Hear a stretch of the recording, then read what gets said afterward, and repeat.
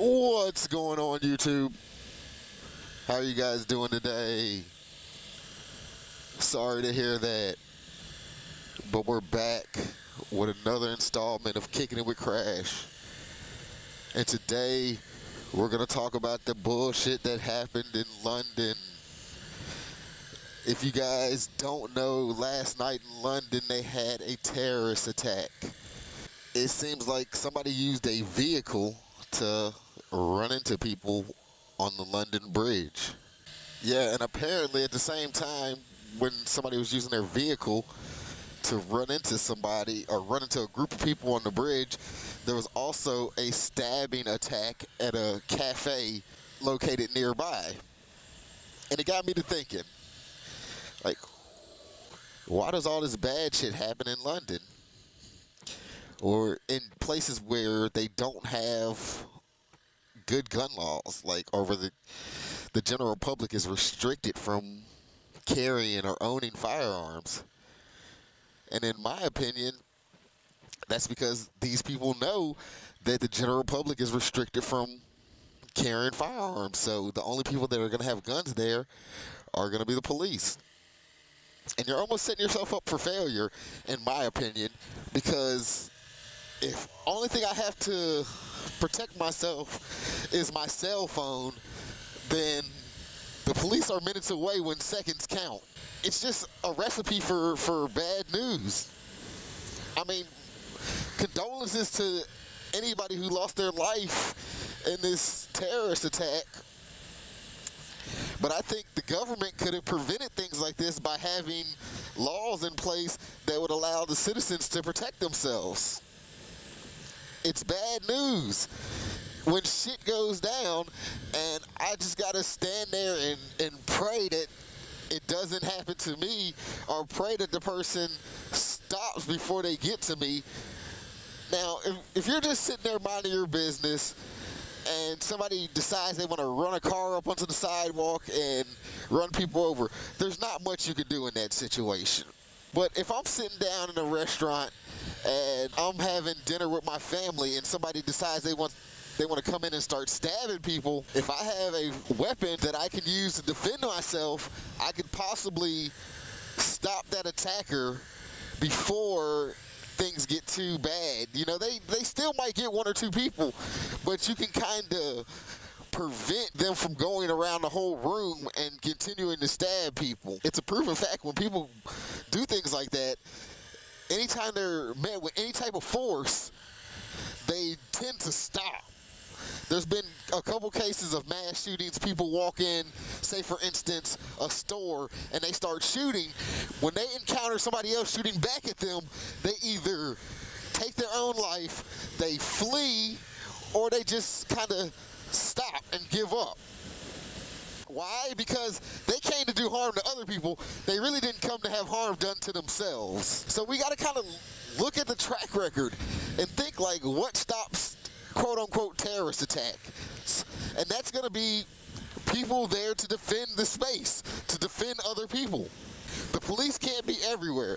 The police are more of a reactive group than they are a proactive group. So once some bad shit happens, you can call the police, and then they'll come and they'll try to stop it if they can. But the bad shit has to already be going down.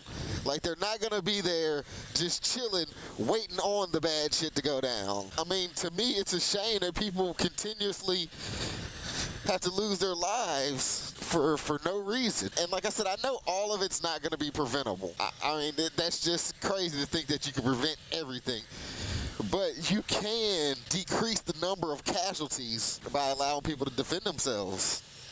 That's the key, like self-defense. Yeah, so once again, I want to just send my condolences to everybody who was affected by this terrorist attack. I'm pretty sure as time goes on, we'll start to get more information. As I said, this did just happen last night, so, you know, less than 10 hours ago. So yeah, guys, drop down in the comment sections. Let me know what you think. Let me know why other countries are constantly having to deal with terrorist attacks when in the United States, I'm not going to say it's a non-issue, but I don't believe it's as big of an issue as the mainstream media would like us to believe. due to the fact that they know any state that has concealed carry, open carry, no restrictions on owning rifles. I'm not going to call them assault rifles because assault is an action. It's just a rifle. That's just kind of like assault cars. Like people using these damn cars to assault people. So I guess that makes it an assault car, and they're deadly, like 2,000-pound machines used to kill people. So yeah, I'm gonna need you guys to drop down in the description, click that link, go to whitehouse.org, sign the petition. We want to ban all assault vehicles. We got to get these things off the road. I mean, there's no reason a person needs a 5,000-pound vehicle capable of going hundreds of miles an hour. Like, that is just ridiculous. There's no reason you need that for commuting. So yeah, we need to get those things off the road, man. I'm telling you, until we get these assault vehicles off the road, people are still gonna be dying senselessly. Like, ban assault vehicles. I don't know how many times I can say this, guys. We don't need them.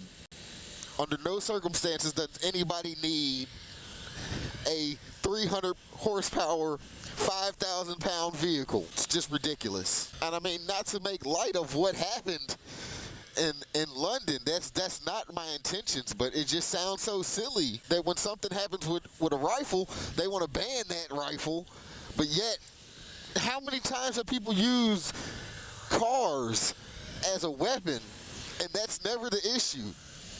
It's always, oh, they used the car as a weapon. They're radicalized Muslims. We gotta ban them. Ban the radicalized Muslims. The vehicle was not the problem. But yet that person uses a rifle, and it's, oh, they might have been radicalized Muslims, but we still need to ban the rifles. It was too easy for them to get the rifles when they're already radicalized.